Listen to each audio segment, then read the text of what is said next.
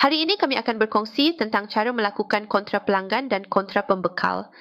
Jika anda mempunyai pelanggan yang juga pembekal anda mungkin mahu mengimbangi invoice pelanggan dan pembekal yang belum dijelaskan. Anda boleh mengimbangi kedua-dua invoice dengan menggunakan kontra pelanggan dan kontra pembekal.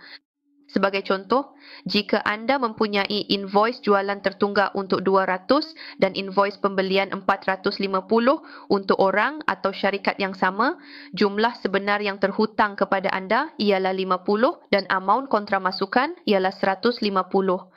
Sebelum kita meneruskan ke kemasukan kontra pelanggan, mari pergi ke alat, option, lejar am. Pastikan anda telah menetapkan akaun kontra yang betul.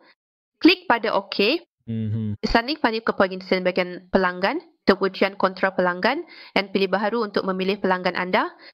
Masukkan jumlah kontra iaitu 150 dan kemudian tutup penyertaan.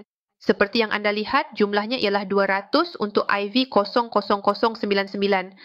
Selepas anda mengetepikan, jumlah tertunggak ialah 50. Klik pada simpan. Di box saja anda mengklik pada simpan, sistem akan menjana nombor rujukan kontra secara automatik untuk anda.